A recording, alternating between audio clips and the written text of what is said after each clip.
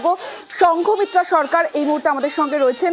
সংঘমিত্রাদি, প্রথমেই জানতে চাইবো যে ভারত এবং বাংলাদেশে প্রভাব কি হতে পারে?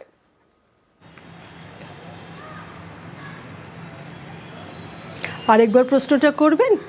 এই যে ফলাফল, এই ফলাফলে ভারত এবং বাংলাদেশের যে সম্পর্ক, সেই সম্পর্কে যে মৈত্রী, সেই মৈত্রী কি ফিরবে?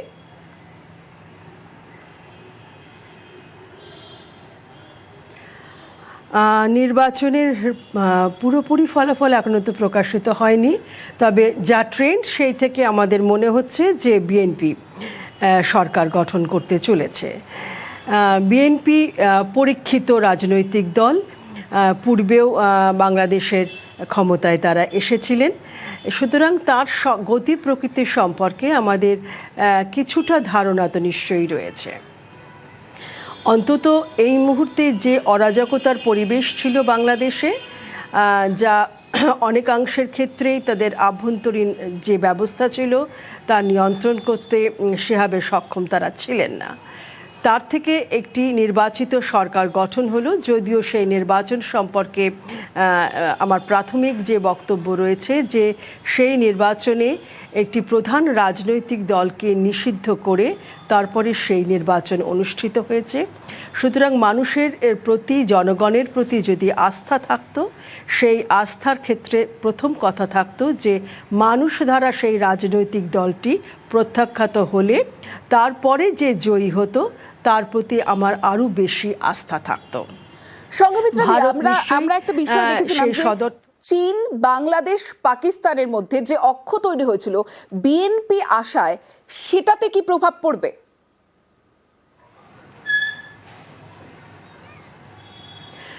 বিএনপি সরকার পরিচালনার শুরু করার ক্ষেত্রে প্রথম যে বিষয়গুলোর ওপর নজর কি দেবে সেটা কিন্তু আমরা এখনো ঠিক জানি না।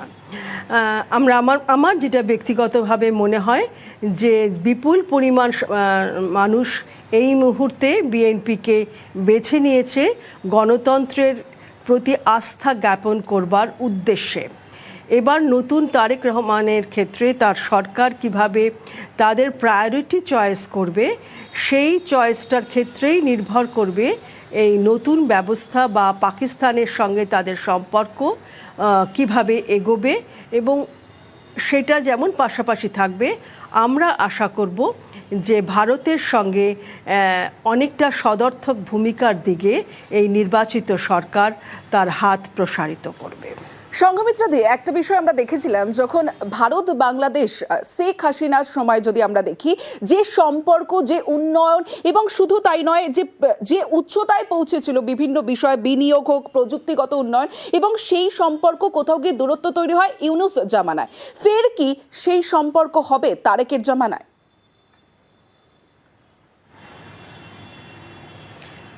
দূরত্ব শুধু তৈরি হয়নি, এমন অনেক কিছু কাজকর্ম হয়েছে যে কাজগুলোকে শুধু দূরত্ব বললে কম বলা হবে। হ্যাঁ, আমার মনে হয় সেই অবস্থা থেকে নিশ্চয়ই উন্নতির দিকে এগোবে, কিন্তু এই মুহূর্তে বাংলাদেশের মানুষের কাছে সবচেয়ে বড় বিষয় হলো সেখানকার দ্রব্যমূল্য নিয়ন্ত্রণ করা, আইন শৃঙ্খলাকে পুনরুদ্ধার করা।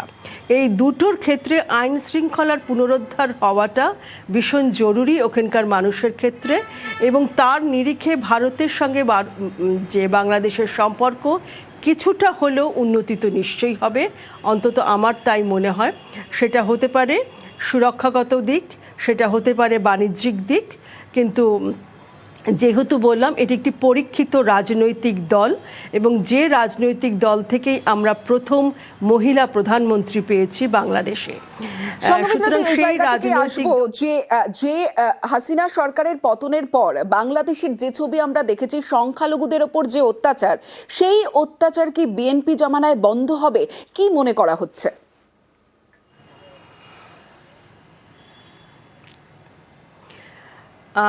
হাসিনা শেখের সরকারের পরবর্তী অধ্যায়ে যে অবস্থা, তাকে শুধু অরাজকতার যে রূপ আমরা দেখেছি সেই অরাজকতাটা অনেকটা তালিবানি অরাজকতা। সেখানে বিরোধী রাজনৈতিক দল, যার একটা বড় অংশ সংখ্যা লঘু মানুষ, এবং তারা অত্যন্ত অত্যাচারিত হয়েছেন, এবং তাদের কি বলবো সুরক্ষা রক্ষিত হয়নি, আমরা বারংবার দেখেছি। আমার ধারণা এবারকার ভোটের যে চেহারা, ঢাকা শহরের ভোটের ফলাফলের ক্ষেত্রেও আমাদের মনে হচ্ছে সংখ্যালঘু মানুষ কিন্তু বিএনপিকে ভোট দিয়েছে, তাদের প্রাথমিক সুরক্ষাকে পাবে বলে এই আশাটা করেছেন। বেশ, সুতরাং অনেক ধন্যবাদ এখনো আপনাকে। আমরা কথা বলছিলাম আন্তর্জাতিক সম্পর্ক বিশেষজ্ঞ সংঘমিত্রা সরকারের সঙ্গে, এবং একটু আপডেট দিয়ে দিই যে 151 যে ম্যাজিক ফিগার থেকে এগিয়ে ছিল বিএনপি, সেই সংখ্যাটা 194 আসনে জয়ী প্রয়াত খালেদা জিয়ার দল।